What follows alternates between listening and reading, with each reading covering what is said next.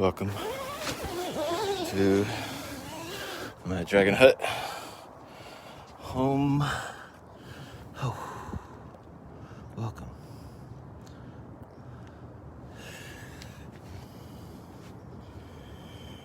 Take this off.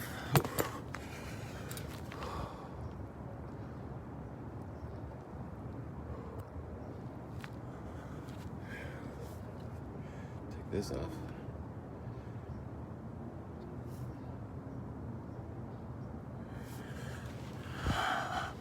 Work with the strap. What's up, y'all? Just did some, I guess mostly legs. Yeah, mostly legs. Show you some stretches with straps. This is part of my practice. I'm sharing, for now, some work with the yoga strap. Stretching.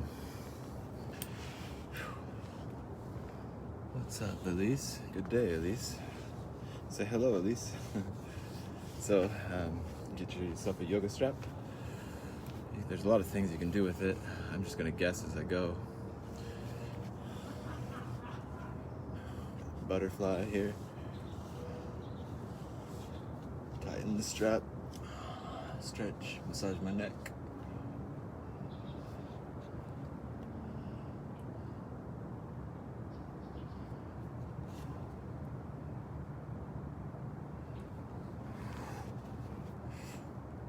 One foot at a time. Foot back. Other foot.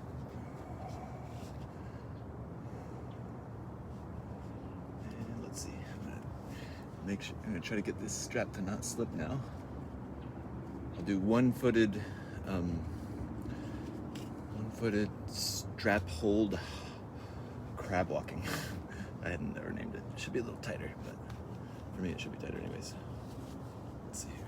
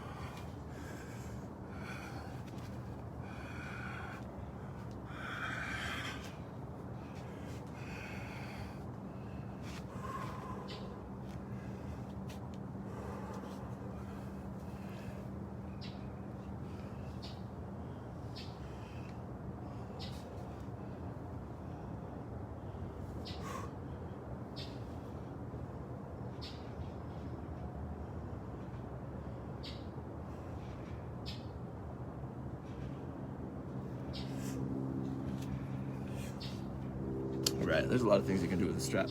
So I had some outdoor stretching and leg strengthening. I had some strap stretching. There's some leg strengthening too. Now, practice sharing. I'm gonna practice sharing another part of my practice.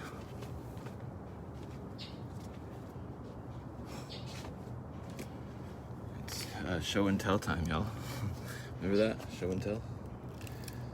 When we were in school. It's reading is a part of my practice for sure. Reading philosophy, reading spiritual texts, business books maybe, sometimes. And all of them, cross-train, and they are distinct. So anyways, this is, oh my God, it's a cup of tea with, can't see his name anywhere. Osho. A cup of tea with Osho. Oh, okay, so this is verse 169 in this cup of tea. This book is just a bunch of writings that he wrote to either lovers or friends or students of his. I don't know, but I think it could be all of those. So here's what he writes. I'm going to read, there's sort of two sections of this. The 169th note in this book. Cup of tea, okay? Love. Things go on changing without. Things go on changing outside. You must mirror them. You must reflect them. But remember always that the mirror remains the same. Remember always that the mirror remains the same. Mirroring does not change the mirror. Do not be identified with mirroring. Remember yourself as the mirror. That is what is meant by witnessing. And witnessing is meditation. Wow. Read that again. Goodness, that's great. Okay. Love. Things go on changing without, or on the outside. You must mirror them, these things that change. You must reflect them, but remember always that the mirror remains the same. Mirroring does not change the mirror. Do not be identified with mirroring. Remember yourself as the mirror. That is what is meant by witnessing. And witnessing is meditation. And this is who you are. Okay, so next we got a message about not having trepidation. This is in the same verse. They seem very distinct from one another. He tells a story now. This is in the same, I guess, letter he wrote to somebody. He says, Lao Tzu, not Lao Tzu, Lao Tzu, I don't know if it's a famous person or what. Lao Tzu is sort of a historical character. But Lao Tzu exhibited his skill in archery to Po Hun Wu Jen. When the bow was drawn to its full length, a cup of water was placed on his elbow. He didn't spill it. He began to shoot. As soon as the first arrow was let fly, a second one was already on the string, and a third followed. Bam, bam, bam. He was shooting arrow amazingly, right? In the meantime, he stood unmoved like a statue. Po Hun Wu Jen said to him, "The technique you're shooting is fine, but it's still a technique. You're just like the statue. You're just like a statue from without. Now let's go up to a high mountain, stand on a rock, projecting over a precipice, and then you try to shoot." So they climbed up a high mountain. His masters challenged him. Your technique's great, but it's still a technique. You're like a statue. But let's go up on a high mountain and check. Let's see what you can do up there.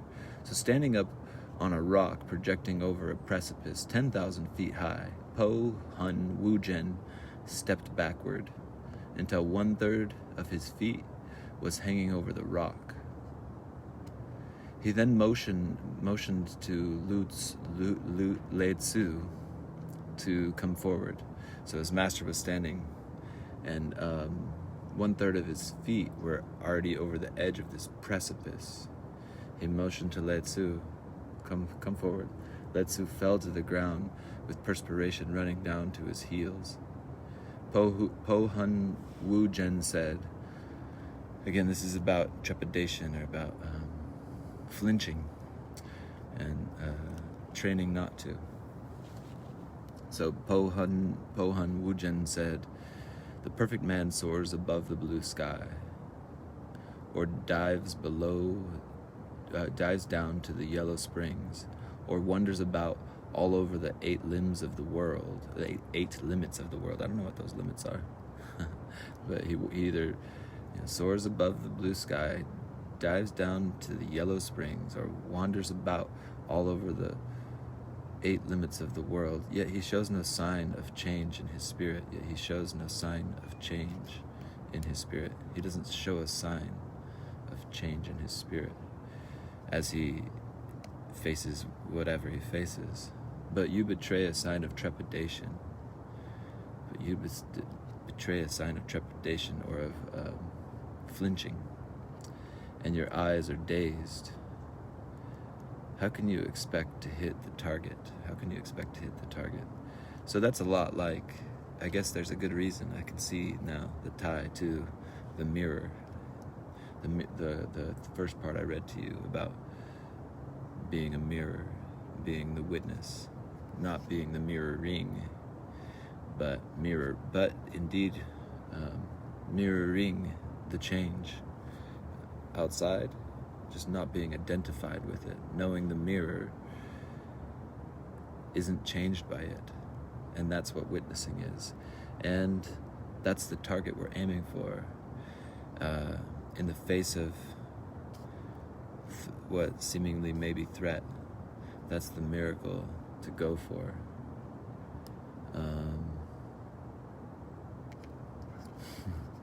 You can bring with you these mantras. I am a mirror, unmoving. This is miraculous. Oh my God, I'm marvelous. I'm a marvelous mirror. This is my awakening. Here's another one you can bring with you as you soar, as you dive down deep, as you wander about all over the 8 limits of the world. Bring this mantra with you. I have it with me. Only my loving thoughts. If you fear that you're about to fall or something, somehow, some way, metaphorically, maybe in body, but probably more like just your whole being or something like that. You're like, oh shit, I got so high I'm about to fall or something like that. Or if somebody's threatening you, only my loving thoughts are true. Or if something is threatening you, only my loving thoughts are true. Only your loving thoughts are true. Only his loving thoughts are true. Only her loving thoughts are true. Only the loving thoughts are true. Only our loving thoughts are true. Only the loving thoughts are true. Only my loving thoughts are true. Only his loving thoughts are true. Only your loving thoughts are true. And of course, we can think, yeah, how practical is that? In a big way, it is for sure. Let's say you're facing a person, the person threatening. Hopefully you don't have to do that. I have here and there. And the practice is on a humanistic level that this person's nervous system is and they're expecting you. This is how these kinds of mantras can be practically effective. They're expecting you to mirror that back. If you're able, and I'm not saying you should never mirror that back. In fact, maybe you should, but maybe you should wait and do it strategically or something. I don't know. There's no like hard and fast in that stuff, but let's say his nervous system or her some human threatening you is like if you're able to remember, you notice, oh, this is my meditation. Clearly I just relax my nervous system in whatever way you can. Mantras, I'm a mirror, I am not the mirroring. I am a witness, I am this witnessing. I can see the picture as I do so sort of like melt its solidity, because I didn't get stuck in the what was being mirrored in the story. So anyways, this happened to me, like dudes threatening me.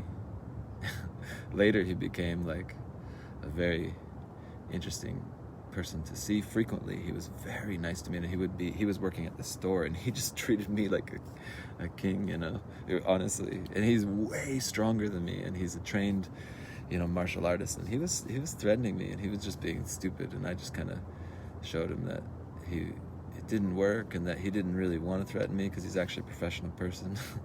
I could go into the story, but it would take a while. But the main thing I'm trying to say is that is that his nervous system, the threats, and yours, you entrain each other with your nervous system in some way. And so I just try to like calm my nervous system in the threat. And it may be that in the threat of I'm about to fall from something, or oh shit, or this or that, or that guy, it's like, and I know this is my own medicine too. I'm not perfect. I still have times where I notice there's room to practice more fully, more uncompromisingly. And when I do fall into the temptation to be entrained by that other nervous system, the story in the mirroring, then then it's like it feels like shitty lessons to learn in the moment, but long term, all things work together for our good. There are no exceptions, dear, except the ego's judgment. That's a line from A Course in Miracles, and it's based on the definition of the ego being the taking seriously of the idea that there could be something other than the truth, which is a whole other story. The ego there is the proof. It's the attempt for proof that there is something other than the truth that could destroy the truth, or what you are, or what I am, or something like that. And that what's true is what's more true, what's more effectively true in reality is like lies or something like that. That's the ego. That's the ego's use of logic. And then the spirit's use of logic is the remembrance, the reminder. All things work together for your good. There are no exceptions except the ego's judgment. And it's, boom, salvation is now kind of thing. All right.